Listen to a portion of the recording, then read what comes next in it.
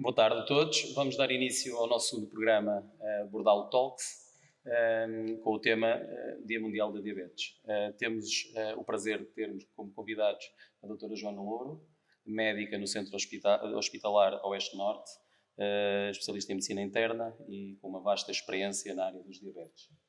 Temos também como convidado o professor Manuel Nunes, foi professor nesta casa durante algumas décadas, hoje o presidente da Associação de Futebol de Leiria e com uma vasta experiência no que diz respeito à atividade física e já com alguns estudos também publicados. Como entrevistadora convidada temos aqui a jornalista Marlene Souza, do Jornal das Caldas, que nos vai ajudar também aqui nesta pequena tertúlia entre nós. Aqui a minha ajudante, a aluna a Madalena, que também nos vai ajudar com as suas perguntas sempre pertinentes. A minha primeira pergunta ia para a doutora Joana Louro. Queria saber, sabendo que há muitas pessoas que, infelizmente, e é uma realidade, desconhecem que são portadoras desta doença, é uma doença silenciosa. Muitas vezes, quando aparecem os primeiros sintomas, já muitos, não digo que venham tarde, mas já possuem a doença há algum tempo. Qual é a real dimensão desta doença no nosso país? E se puder também, se tiver algum estudo que indique qual é a real dimensão desta doença a nível mundial. Olá, Rui, muito obrigada pelo convite. É um gosto imenso poder estar com esta comunidade, não só escolar, mas também com esta comunidade caldense, de pais, professores e alunos, para falar de um tema que me é tão grato como é a diabetes. É verdade, eu estive aqui há 2 anos a falar de diabetes, logo a seguir ao Covid, e a dizer que falar de diabetes é que é verdadeiramente falar da pandemia, porque nós estamos a falar de muitas pessoas, não só no país como no mundo. No mundo estima-se que sejam mais de 650 milhões, ou seja, é uma verdadeira pandemia que nós não estamos a conseguir controlar e que não vamos controlar enquanto não conseguimos combater uma outra pandemia que vai de braço dado com a diabetes, que é a obesidade. Por isso, eu costumo dizer que a obesidade e a diabetes são 2 espectros da mesma doença, fazem parte do mesmo contínuo fisiopatológico, ou seja, é a mesma doença em estadios diferentes. Nós estamos a falhar redondamente no que é mais importante, que é a prevenção. Por isso, o cenário não é nada animador. Destes 650 milhões de pessoas em todo o mundo, estima-se que a percentagem vai continuar a aumentar. E porque para combater este flagelo nós temos de combater muitas coisas para além da identidade física, que seguramente falará melhor do que eu, como hábitos alimentares, como hábitos sociais de sedentarismo, como forças de marketing e de publicidade muito grandes, e precisamos de um esforço conjunto. Claro, não vale apenas sermos só os profissionais de saúde, nem só a comunidade escolar, nós precisamos de uma intervenção conjunta de comunidades, escolas, políticas para a saúde, políticas para a intervenção e, obviamente, os profissionais de saúde. Em Portugal as coisas estão particularmente feias. Houve um aumento de 20% nos casos de diabetes nos 3 últimos anos e Portugal neste momento é o 3º país da Comunidade Europeia com mais casos de diabetes.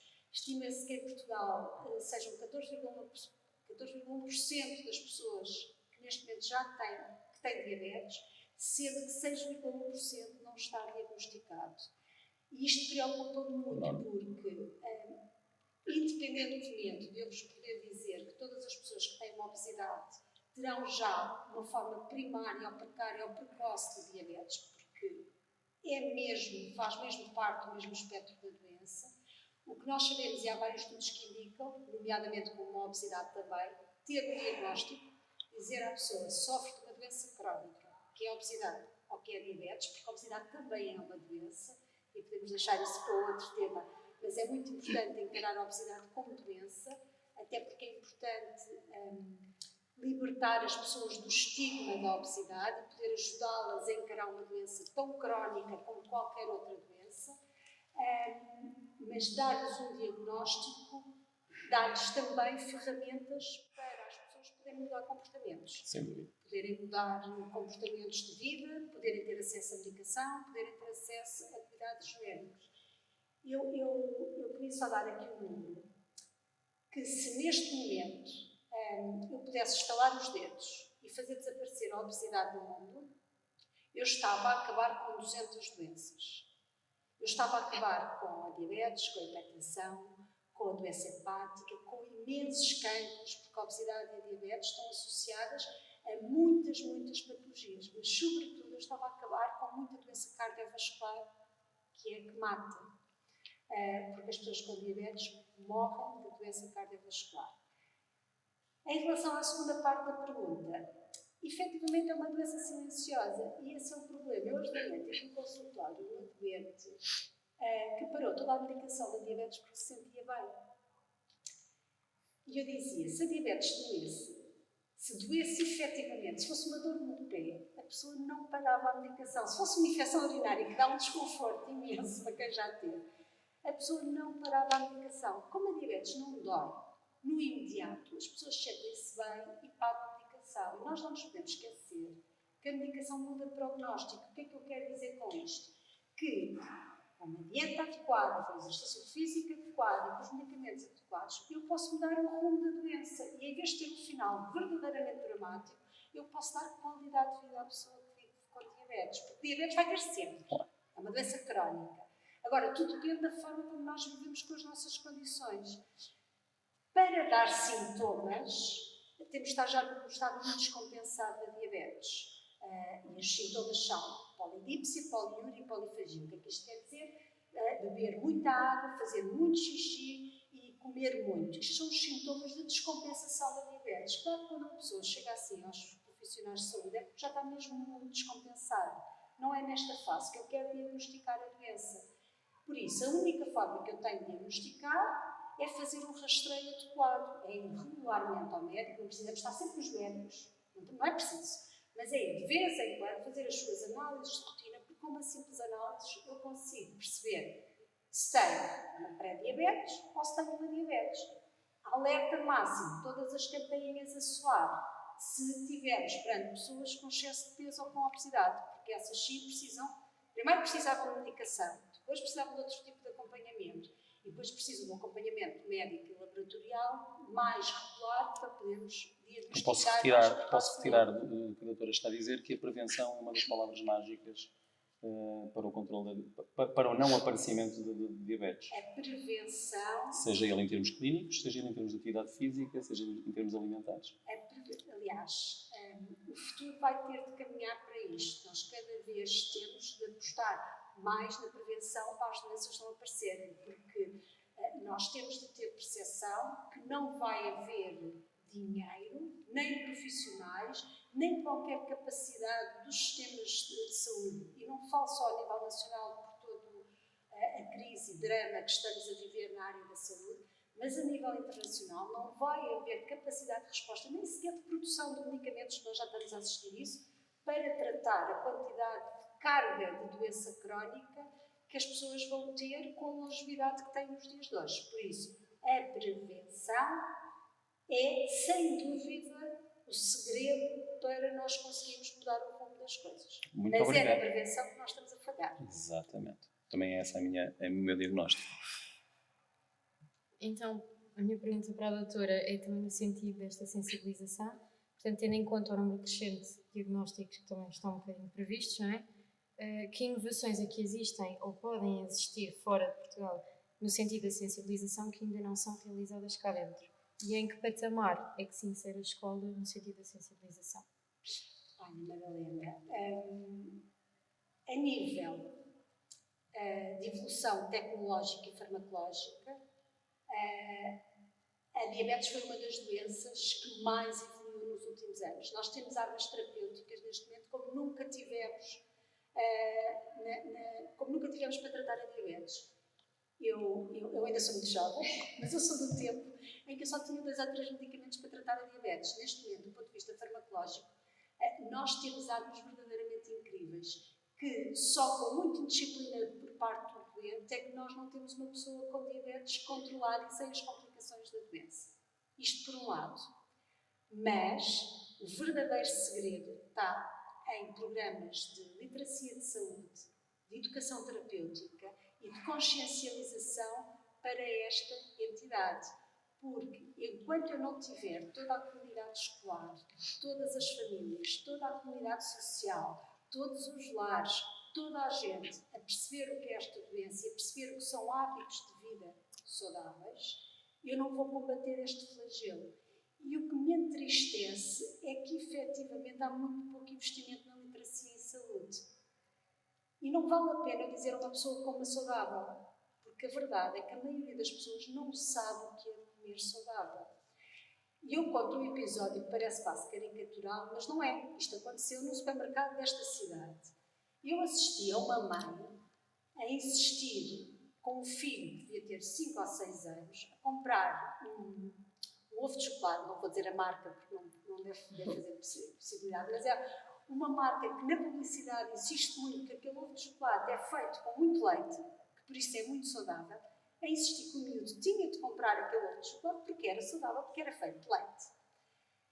Enquanto nós permitirmos que a nossa comunidade e as famílias pensem que isto é saudável, pensem que beber um iced tea é saudável porque é chá, pensem que comer cereais é saudável porque são cereais, enquanto nós não permitirmos que isto aconteça e que a força da publicidade ganhe a evidência científica e os conhecimentos verdadeiros, nós perdemos esta guerra. Por isso, o meu sonho e a forma que eu acho que nós temos de caminhar para, efetivamente, combater este flagelo, se não todos os flagelos, é a literacia em saúde, educação, formação. E se nós não vamos a tempo de chegar aos mais velhos, então comecemos pelos jovens e pelas escolas para eles poderem levar esta informação para casa. E isso é possível, porque se nós olharmos para trás uns anos, nós conseguimos pôr os pais e os avós a reciclar, porque os miúdos chegaram a casa a dizer que nós tínhamos de reciclar. Os miúdos chegaram a casa a dizer qual era a cor de cada caixote da reciclagem. Por isso, a força dos jovens e das crianças e o papel da escola e da educação neste processo de mudança de mentalidades é efetivamente muito importante. Obrigada. Muito boa tarde. Quero agradecer também o convite para estar aqui. A minha pergunta é que, já que estamos a falar de alimentação, doutora Joana, a minha pergunta é: todos gostam de um doce de vez em quando? Portanto, a minha questão é: quando é que uma pessoa com diabetes pode consumir açúcar? E a quantidade tem que ser em consonância com o profissional de saúde? O profissional de saúde tem que dizer quanto é que pode consumir de açúcar? Eu costumo dizer que nem sempre nem nunca. Se nós tivermos medidas muito restritivas com as pessoas, elas vão falhar na primeira e vão fugir. Porque a vida é mesmo assim. Nós não gostamos que nos imponham regras fortemente apertadas. E porque nós sabemos que as coisas doces também fazem parte, não só do mimo, do bem-estar, mas também de muitos momentos sociais. Não é? Se há um aniversário, há um bolo de anos, eu não posso dizer que uma pessoa com diabetes não come bolo. Não lhe posso fazer isto. Agora, o que eu tenho de educar a pessoa é: açúcar adicionado é veneno. Açúcar adicionado é veneno para toda a gente e ninguém devia comer açúcar adicionado. Açúcar adicionado para uma pessoa com diabetes é um prego no caixão. Pronto. E isto eu tenho de educar. E tenho de explicar o que é açúcar adicionado. Claro. Tudo o que é bebidas com refrigerantes que tenham açúcar adicionado, é tudo o que seja doces, é tudo o que seja café no açúcar, é tudo o que seja doce, é tudo onde nós introduzimos açúcar. E porquê é que eu falo de açúcar adicionado? Porque nós vamos buscar açúcar em muitos alimentos. A fruta tem açúcar, mas não é adicionado, é um açúcar saudável. A massa, o arroz, os cereais, tudo isto, o grão, tudo isto tem hidratos de carbono, que é açúcar e é energia para as nossas células. Por isso, nós na nossa vida temos forma de ter acesso a açúcar, a hidratos de carbono, a glicose, de uma forma saudável. Agora, açúcar adicionado é o veneno. Mas eu não posso comer veneno? Claro que posso. Tenho a ter consciência do que é que estou a fazer. E pontualmente, excepcionalmente, toda a gente pode e deve comer um doce. Porque eu também tenho de ter em conta que, se eu estou numa festa, toda a gente está a comer um doce. Claro. A marca, a força, o peso de não estar a comer pode ser tão violenta para a pessoa como agravar a sua diabetes transitoriamente. E nós temos de respeitar a individualidade de cada um. Mas eu posso ensinar, ok, se quiser pode comer doces todos os dias, isso está fora de questão. Mas se calhar uma vez por semana pode comer, ou então só em momentos especiais. Comer preferencialmente a seguir à refeição. É completamente diferente eu comer um docinho a seguir ao almoço do que comer um doce depois de estar 3 horas sem comer, com muita fome, é que eu vou absorver todo aquele açúcar. E depois ensinar quais são os doces que têm menos índice glicémico e lhe fazem menos mal. Se calhar é preferível comer um arroz doce ou um pastel de nata do que comer uma bola de Berlim. Por isso, depois também há pequenas coisas que nós podemos sugerir. E também podemos sugerir os doces com adoçante e não com açúcar propriamente dito. E lá nas consultas tem tido sucesso com os utentes com campanha? O sucesso é sempre relativo e é sempre individualizado.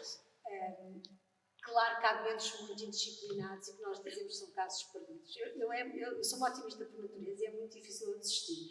E mesmo destes doentes é muito difícil de desistir. Mas há doentes que nós não conseguimos mesmo marcar a diferença. Agora, eu acho que de uma forma geral, e os nossos trabalhos publicados e apresentados indicam isso mesmo, nós temos tido muito sucesso no seguimento dos nossos doentes, porque há marcadores laboratoriais que nos dizem se a diabetes está melhor ou não, e nós percebemos que a evolução ao longo dos anos tem sido mesmo muito, muito significativa do ponto de vista de controle metabólico.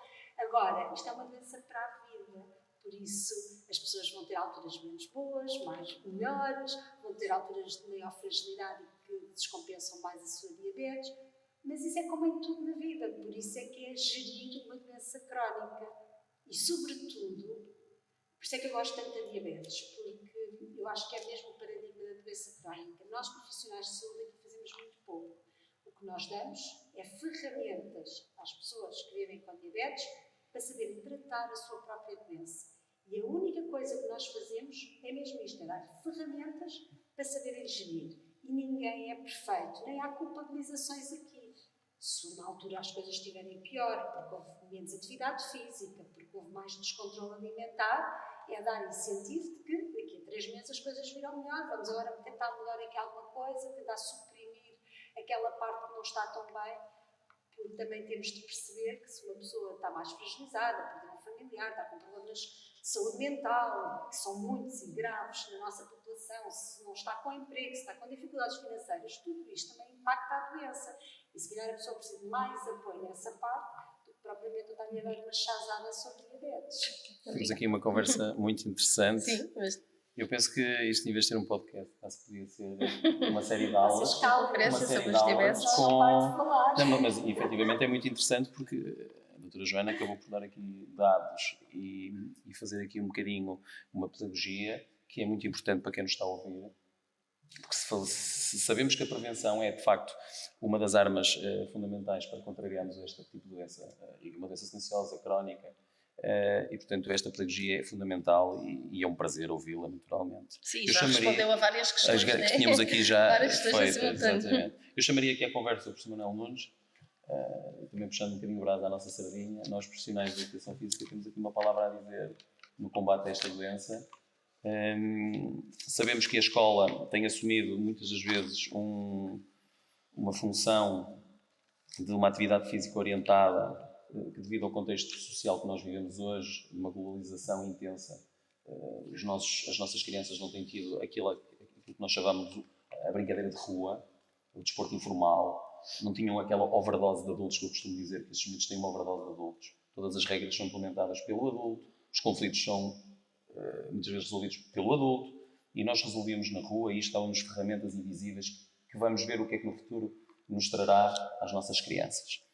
Eu li há pouco tempo um artigo da Organização Mundial de Saúde que estimou que num país com 10 milhões de habitantes, se metade da população fosse inativa, estamos a falar de um país como Portugal, se metade do nosso país fosse inativo, teria um custo à volta dos 1.000 milhões de euros, um bocadinho mais. Isto significa quase 10% do orçamento do Ministério da Saúde. E estávamos aqui em off a falar sobre novas medidas que o Governo estima, como por exemplo as atualizações dos escalões de IRS, que anda à volta deste valor. Só para as pessoas terem noção das realidades. E a questão do novo hospital está E o previsto, novo hospital. está previsto ser feito ali no Bom Barral é 300 milhões. Portanto, Portanto, dava para 3 hospitais. na sua opinião, sabendo que a escola e o desporto federado têm assumido uma vertente muito importante na atividade física das nossas crianças e adolescentes, onde é que fica o desporto informal? Como é que nós podemos tratar isto?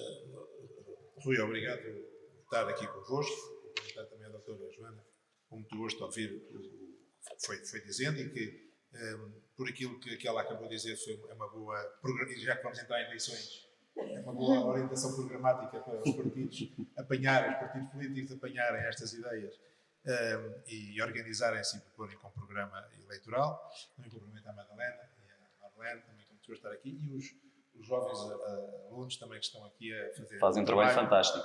A fazer um trabalho fantástico. Isto parece um estúdio de uma televisão, que é mesmo um estúdio de uma televisão em condições normais. E também é um gosto estar aqui, quando fui, porque de uma certa forma nostálgica, quando fui aqui responsável pelas instalações esportivas desta escola, uma série de anos, é com gosto que vejo que as coisas continuam a funcionar bem e que é bom estar aqui. Isto é um problema. Eu começava a pergunta ao contrário, Rui, eu fazia assim a pergunta. Em 40 anos investiram-se bilhões de euros em instalações desportivas e outras, mas neste caso particular, em formação de técnicos, professores, médicos, terapeutas, etc. A pergunta que eu faço a seguir é: a condição física dos nossos jovens é melhor ou pior? Passado 40 anos. Toda a gente sabe que é pior. Há estudos, desde o PISA, desde o FitSchool, desde outros que é ao nível da Organização Mundial de Saúde, enfim, várias, como esse eu estava a dizer, que eu apanhei há pouco tempo, um estudo de 2021 no que diz respeito a esta questão da obesidade, eram 1.200 milhões de euros provocava prejuízo no aumento, como a doutora Joana disse, no aumento dos medicamentos, do agravamento, o maior procura e depois também é mais caro. Portanto, há um agravamento brutal no que diz respeito ao pagamento de todas estas despesas e fazendo as contas profissionais, dava para 3 hospitais. Portanto, se nós investíssemos, que ainda por cima depois há outros estudos, nomeadamente foram os americanos que começaram com isso, e também é do conhecimento público, que $1 investido em programas de atividade física vai-se recuperar $3 na área da saúde. Mas já há estudos feitos pelos franceses, ingleses, em que até chega um investido dá 5 de recuperação. Portanto, o que é que nós temos a dizer com isso? Voltando aqui agora à nossa realidade, estamos aqui a viver para a escola em 2023. A Organização Mundial de Saúde, o que é que diz que se deve fazer no que diz respeito à atividade física para a população geral, global? Quantas atividades é que são por dia e quanto tempo é que é, Rui? Sim, todos os dias, no mínimo 45 minutos, 45 uma intensidade moderada. 45 minutos. Ora, a nossa população jovem, até aos 18 anos, ensino obrigatório, tem que estar aqui. Quantas vezes isso acontece? 2 vezes por semana. Então quem é que está a falhar? Simples. Já para não falar no que diz respeito, por exemplo, aos cursos profissionais, em que é só uma vez. É uma, que é estranho. Em relação aos cursos profissionais, em que até se esperava, por causa da atividade que se pretende, em que fossem pessoas que estivessem mais em atividade, fazer iniciativas de promoção da atividade, em vez de ser 3 ou 4, não, é uma. É estranho. Então o que é que está aqui a falhar? Depois outra coisa que eu vos pergunto é, sabendo que a população é a mesma, são jovens até aos 18 anos, 19 anos, qual é o número de jovens até aos 18, 19 anos que estão inscritos em programas de atividade federada, portanto, seja no futebol, no handball, no basquete, no balé, na ginástica, na natação, etc. E no desporto escolar. Os jovens são os mesmos. E depois, quantos há inscritos na estrutura federada e quantos há no desporto escolar? Chegamos à conclusão que há mais no desporto federado. O que é que está aqui mal? Sabendo que nas escolas têm boas instalações, têm técnicos qualificados, têm uma organização pedagógica, hierárquica e vertical e com tutela, e com responsabilidade, e com avaliação, enquanto depois na estrutura desportiva até nem há esta organização desta maneira, como tu sabes. Então o que é que se passa? Estamos a falar então já de uma estrutura familiar. Ou seja, se nós temos a escola a fornecer menos opções e menos horas de desporto, se temos menos alunos federados ou menos atletas federados, também temos aqui uma prioridade familiar. Mas eu falo da organização mais estatal. Falo nisto ao ponto de vista da organização estatal, governamental, em que se vê que há aqui um diz que disse, mas depois não faças o que eu digo para fazer. Todos nós sabemos que é importante ter esta atividade e ela não existe. Então a falta é de quem? Se estruturas com responsabilidade não implementam, o que é que se está aqui a passar? E nesse aspecto, eu até tenho a dizer, eu não sei se já ouviste, isto é recente, mas nós estamos vindo a fazer a própria Federação Portuguesa de Futebol, e no nosso caso específico da Associação de Futebol, ciente destas questões, implementou 2 programas muito interessantes, que na minha opinião deviam ser da responsabilidade governamental a implementar, que foi um programa que é o projeto Super Kids, que é uma atividade a estimular nas escolas, no primeiro ciclo, no âmbito das AECs, uma atividade mais intensa, e com pessoas de mais de 55 anos ter uma atividade, fazer um jogo de futebol em que é andar. Uma atividade em um espaço de 40 por 20, 5 pessoas, 5 contra 5, um espaço ali mais reduzido e fazer o jogo de futebol a andar. Tem que ser misto e ter que ser misto. Portanto, ciente já destas preocupações e depois com um agravante. Hoje em dia nós sabemos, em 2023, 25, 30% da nossa população portuguesa neste momento tem mais de 55 anos. E os jovens são 15%. Portanto, tem que haver aqui sim uma grande preocupação operacional, estratégica, para evitar que o objetivo é este, já sabemos que a doutora disse, e excelentemente bem apresentado, cuidado com a alimentação, ter atividade física, ingerir, e o truque que passa muito com estas coisas, alimentos menos calóricos, dormir bem e estar ocupado numa atividade.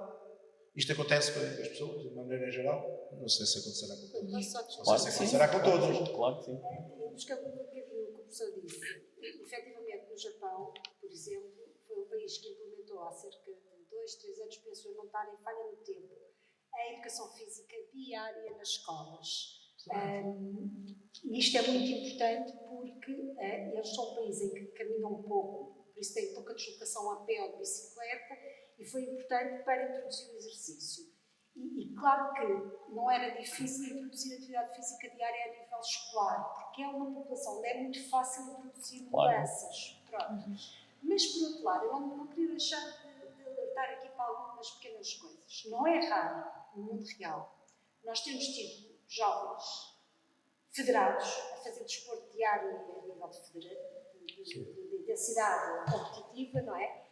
Que depois, na fase adulta, deixaram abruptamente e desenvolveram a obesidade. Ou seja, estas pessoas tinham a genética e a epigenética, porque a obesidade é uma doença crónica complexa e multifactorial, que condicionava a obesidade, que não existiu enquanto o desporto colmatou, do ponto de vista ambiental, esses genes, conseguiu contrapor esses genes, a partir do momento que entraram no mundo real e laboral, deixaram de fazer desporto a esse nível de intensidade e desenvolveram a doença e que depois se transforma numa diabetes e por aí fora. Por isso, é muito importante intervir nas escolas, mas eu volto ao que eu digo, é muito importante informar e criar condições de comunidade para que os hábitos desportivos se mantenham depois nos jovens. Exatamente. Como o professor disse também, a população está sobrecarregamente envelhecida.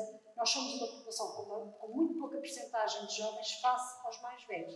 Se nós tivermos cargas laborais, horários laborais tão pesados, em que se sai de trabalho às 6 da tarde para ir buscar os miúdos, para ir buscar para casa, ou seja, tudo o que é desporto também tem de haver facilitação em políticas de saúde que permitam que essa introdução seja transversal a todas as faixas etárias. Porque, claro, que eu quero que os jovens façam muito e mais desporto, mas eu não quero que, quando eles comecem a trabalhar, o deixem de fazer. Claro. Porque senão vão desenvolver a doença na mesma, não é? Por isso, nós, quando pensamos em medidas de saúde, temos de pensar para todas as realidades sociais. E estes jovens também precisam trabalhar. Claro, não é? como é óbvio. Portanto, estamos a falar mesmo da estrutura da sociedade que Exatamente. deveria ter aqui alguma mudança, não é? Falando em todas as realidades sociais, eu tenho algumas perguntas, mas já agora que surgiu esse tema, a doutora Joana há bocado estava a dizer que em alguns países os médicos passam a receita do ginásio, porque hoje em dia a gente sabe que muita gente não tem a possibilidade de ir ao ginásio, nem pagar para os filhos.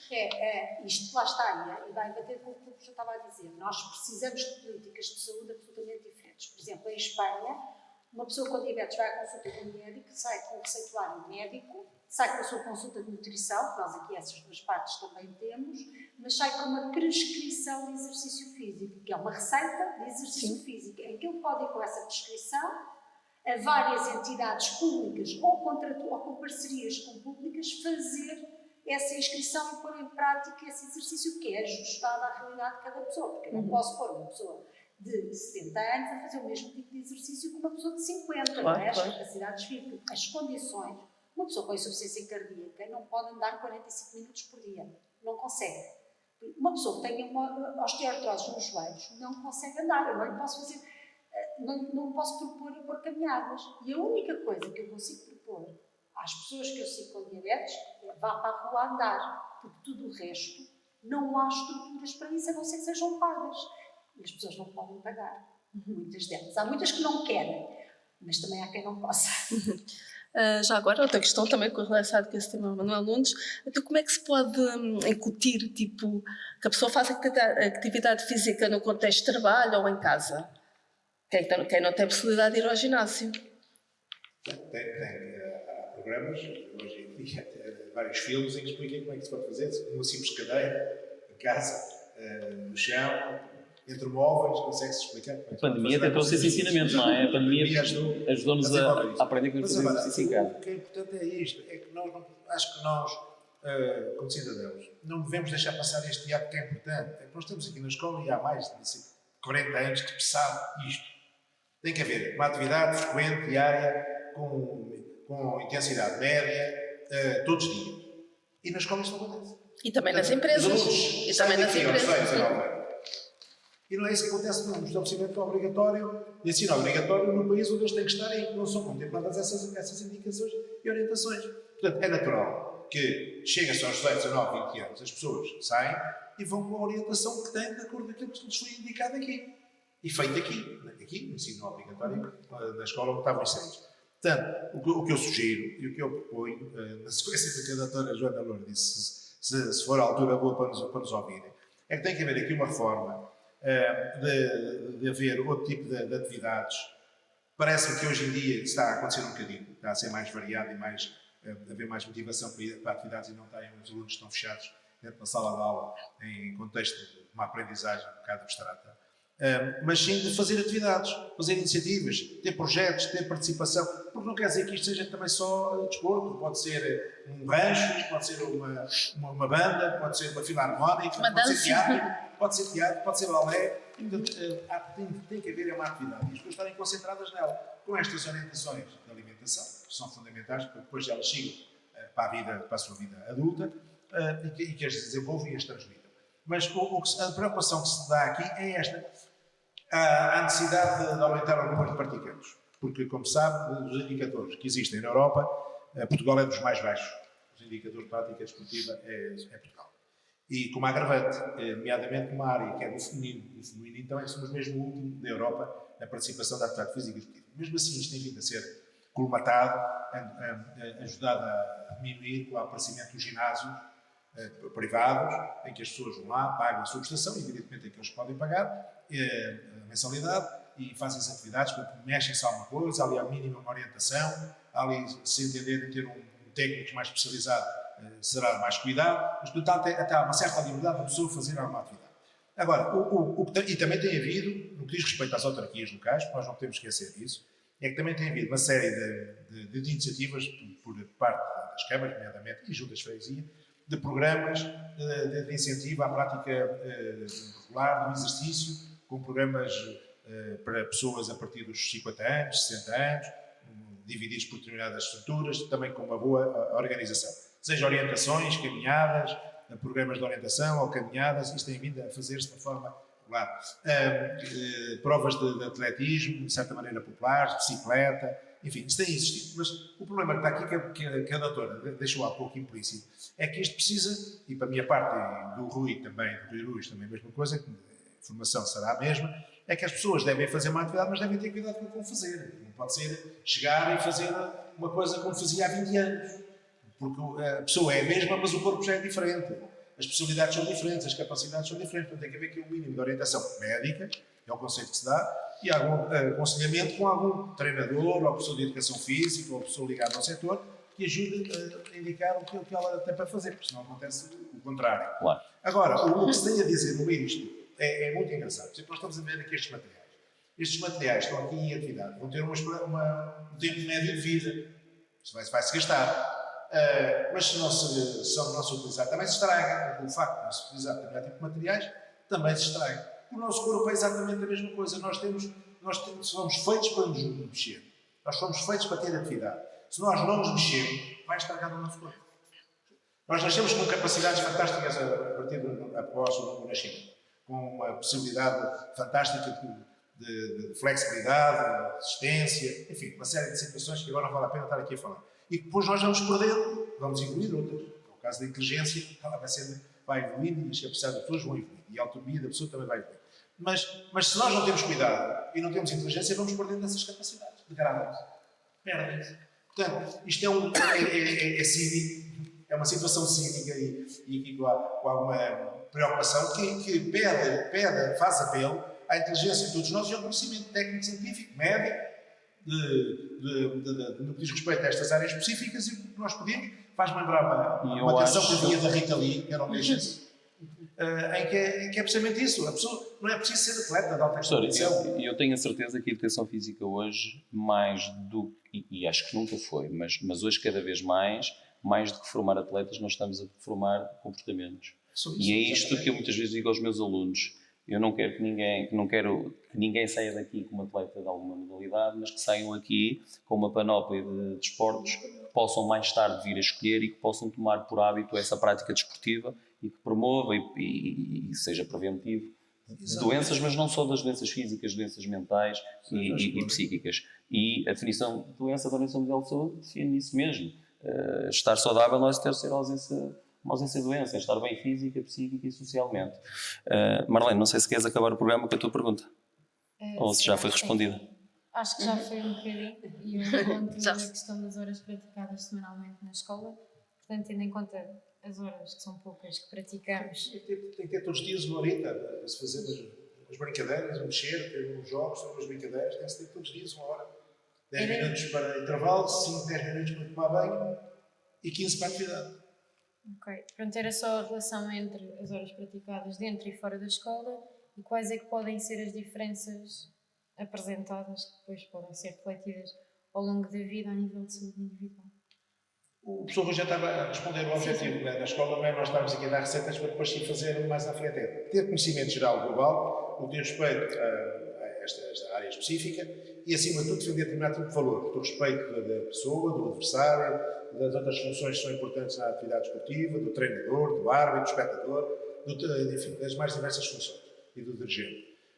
Mas eu há pouco eu ia dizer, e não fugi, portanto, já respondi de certa maneira a essa pergunta. O que eu queria dizer é que nós, neste momento, o grande problema que está a existir é que todos nós queremos crescer com o número de praticantes e não há instalações. Não há instalações por um lado e por outro lado, os horários estão desalinhados. Esta ligação da escola, este sufoco da escola a acabar 5h30, 6h30, todos os dias, não pode ser. Tem que haver aqui um recuo da carga curricular e dos horários para fazer com que haja uma ligação com clubes e com outras atividades variadas, que podem ter a ver nada com o desporto, da atividade escolar com a atividade, neste caso, física ou motora, que é o que é importante. E só mesmo para concluir, dizer-vos isto, é que hoje nós temos aqui um problema bastante grave e cada vez vai aumentar mais. É que com o aumento das pessoas em área, em espaço urbano, diminuiu significativamente a capacidade de resistência física das pessoas. Repara, antes, quando as pessoas tinham que se deslocar, andavam muito tempo a pé.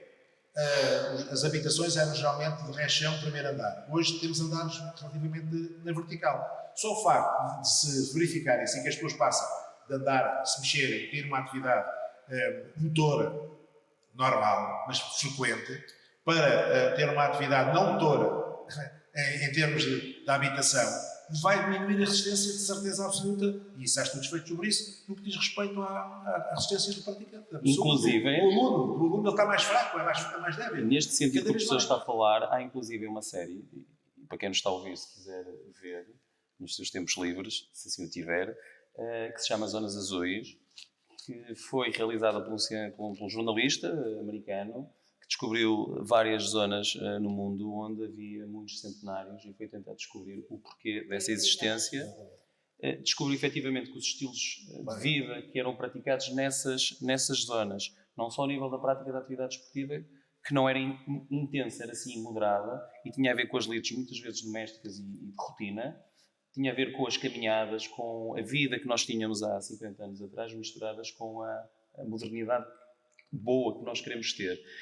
E ele depois foi implementar isso numa cidade dos Estados Unidos e verificou que, a médio prazo, houve um aumento da esperança de vida e da diminuição das doenças associadas à inatividade. Assim não veio a ser Ok, já estou a dizer o fim. Olha, Mas aconselho a ver e como aconselho também a ler. É porque antes brincava-se Doutora, muito mais na rua, brincava-se aconselho muito também a mais na ler internet o livro do digital. professor Carlos Neto, que também nos ensina o que é brincar na rua e a importância que advém desse brincar informal. eu ia-te pedir só 2 segundos Claro para que dizer sim. uma coisa que já estamos acima do tempo, que acho que ainda não foi referida. E é um alerta aos pais deste país, mas sobretudo a todos os jovens, porque no futuro vocês também vão ser pais. Nós vivemos numa era altamente tecnológica e digital e isso não vai ter volta atrás. Mas nós não podemos permitir que as crianças deste mundo e deste país estejam tanto tempo agarradas a telemóveis, a tablets. Nós temos de os pôr a brincar, se não for na rua, que seja no pátio, se não for no pátio, que seja dentro do condomínio, que também os há, mas temos de os pôr a jogar à bola, a correr à apanhada, a fazer aqueles jogos que dão saúde física e mental. E isto tem de ser uma gestão, porque não há política que intervenha aqui, isto vai ter de ser uma gestão familiar. E eu acho que os pais de hoje se estão a desresponsabilizar desta função muito importante e que vai criar uma coisa muito importante, que é a memória metabólica. Nós temos a memória metabólica para a diabetes, mas as crianças que brincam na rua têm uma memória para essas brincadeiras, para esses jogos, é como um olfacto que fica e que eles nunca mais se vão esquecer desses momentos e isto perpetua no tempo. E para terminar, e agora mesmo para terminar, no dia 19, que é no próximo domingo, em parceria com a Câmara Municipal das Caldas da Rainha, que fez um trabalho incrível connosco, Centro Hospitalar do Oeste e o ACES, todos juntos, profissionais de saúde, Câmara e toda a comunidade, vamos fazer uma caminhada pela diabetes, são 9 km, quem quiser fazer menos terá um trajeto alternativo para o fazer, por favor inscrevam-se, eu sei que já há muito poucas vagas, mas pronto, se não houver vagas, vão na mesma, porque não terão o kit da t-shirt, claro, mas poderão ir na mesma. Venham famílias inteiras, porque nós vamos conseguir fazer trajetos diferentes e venham celebrar connosco o Dia Mundial da Diabetes. Queria agradecer a presença muito obrigada. dos convidados, do professor Manuel Nunes, uma volta aqui à sua escola. Muitos anos aqui passados. A doutora Joana, que está sempre disponível para estas iniciativas e é um prazer. E para mim é um privilégio tê-la aqui. Desejo as felicidades profissionais e familiares. À Madalena, que me vai acompanhar no futuro também nestes programas, do qual eu tenho muito orgulho, do trabalho dela. E à Marlene, que é sempre uma parceira bem-vinda aqui na escola e que nos ajuda também nestas iniciativas. Agradeço a todos. Iremos ter um terceiro programa. Esse programa será mensal. E até à próxima. Muito obrigado a todos.